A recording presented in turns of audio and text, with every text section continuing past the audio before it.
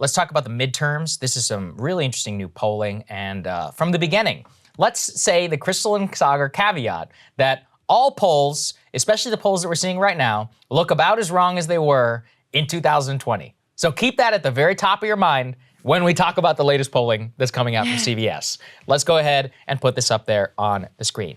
On a national level, I love these midterm vote, very important issues, specifically with Pennsylvania likely voters.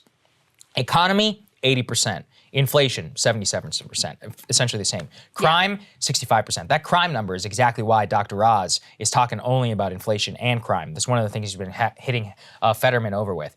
This one I found interesting. I'm curious what you think. Election issues. Yeah. So what's fun to me is that means something to very different people. Yeah. You're talking to a Republican, you're talking about stop the steal. You're talking to a Democrat, you're talking about also stop the steal, but you want to like throw people in jail who are pro stop the steal. So that one, I don't think it's really salient beyond like a base motivator. But then guns and abortion are also very high up there as well. Now, this is an important thing. Oz is leading in that poll of likely voters, of 57 to 43 with Fetterman on the economy. And again, this is why I kept saying, whenever he attacks Fetterman on any ground that isn't Joe Biden and the economy, I think it's foolish. I mean, I think this is the absolute centerpiece of their campaign. The issue, though, for Dr. Oz is, let's put this up, the next one up there on the screen.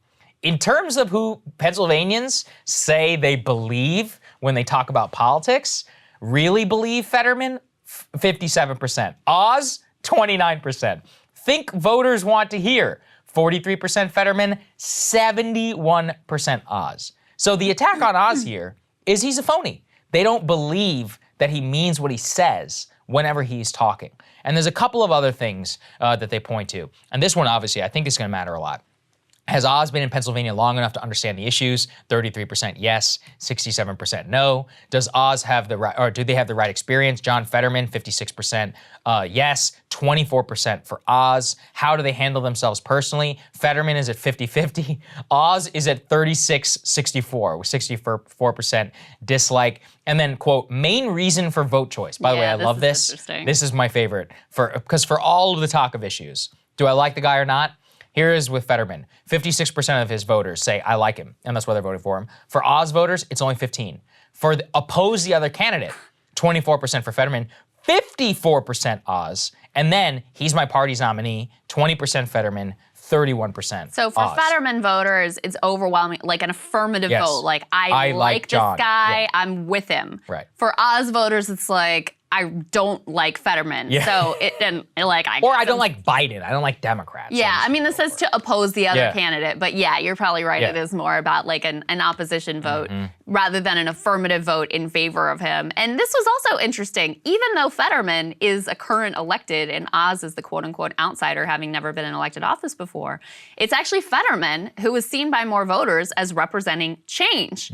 I thought that was fascinating as well. You've got 58% saying that John Fetterman represents change and 42% saying that Dr. Oz does, which again is kind of remarkable given not just that Fetterman's in elected office, but also that, Democrats are the party in power. So you would think that people would be like, oh, the Republican would be the one representing change. I think it shows that the Fetterman attacks on Oz have been very effective. I mean, they have defined him. These numbers reflect exactly the way that they wanted him defined. And so the overall lead here for Fetterman is 52-47, outside of the margin of error, but still relatively close race. I would say this is more in line with the numbers you would expect to see in Pennsylvania. Pretty close race, but with Fetterman having a little bit of an edge, given that he's run a much, much more effective campaign. They also asked this question, is Fetterman healthy enough to serve? And you had Fetterman's got to be happy with these numbers as well. You had 59% who said yes and 41% who said no. So clearly the vulnerability for Fetterman here is exactly what we've been saying. It's number one on the economy. The more that inflation is in the news, the more that Oz is talking about inflation and not in the context of crudité either.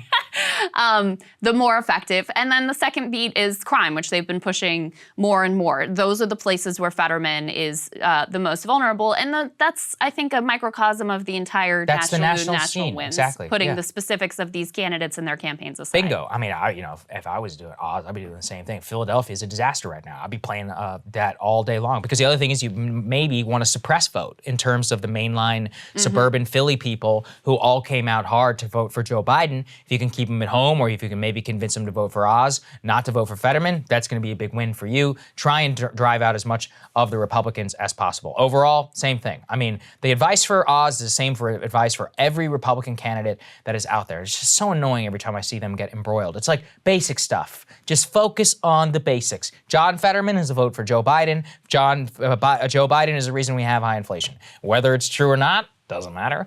What it comes down to is politics. And I think a lot of these guys, Blake Masters and Dr. Oz and Herschel Walker, they just seem to lack a very basic political sensibility of being sticking to the message and just hammering it home every single day. Twitter is a distraction in every way. Yeah. Even with Fetterman, all of his trolls against Oz on Twitter is funny for people like us. What matters more, the billboards and the ads about how he's from New Jersey. Clearly, I mean, it's landing in the state. Right. That's what I'm saying. He takes that Twitter energy and then he actualizes it in his real campaign. Yeah. Correct. It's like, that's the key. I think the other thing, going back to the conversation about Lindsey Graham and abortion and all of that, they asked, of those who say abortion is very important to their vote, who are they voting for? 70% for Fetterman. Yes. And 30% for Oz. Right. So again, really clear numbers that the more that Roe versus Wade and abortion is in the news, like the better it is for Democrats. And they're clearly leaning into that messaging very heavily. They also had numbers on whether people are voting on national issues or local issues. 76% say they're voting on national issues. Every election, the saying used to be all elections are local. No, all politics is now national. So I think this shows you that there are opportunities for Oz here in terms of the economy to continue to prosecute the case, to get out from the little bit of a deficit that he appears to be in. Although, again, I think you should take all of these polls with a grain of salt. But you can see why Fetterman has taken the approach that he has. And if I were to point to one of these numbers that I think is the most damaging for Oz, it's the first one you brought up about how people are like, I don't trust what this they're like, guy I has to feel say. like I he's think telling this me what guy's I just slimy." want to hear. Yeah. Yeah, that's a huge problem. For a politician, that's a death knell sometimes. Cable news is ripping us apart, dividing the country, making it impossible to function as a society, and making it impossible to know just what is true and what is false. But the good news is they are failing and they know it. That is why we're building something new, a new mainstream, a healthier one, something more trustworthy, something that we are going to need in one of the most pivotal times in American history. We are building up here for the midterms, for the upcoming presidential election, but we need your help. So if you can help us out by becoming a premium member today at breakingpoints.com, we're trying to change America for the better and the entire world. So what are you waiting for, guys? Go to breakingpoints.com and sign up and help us build a new mainstream.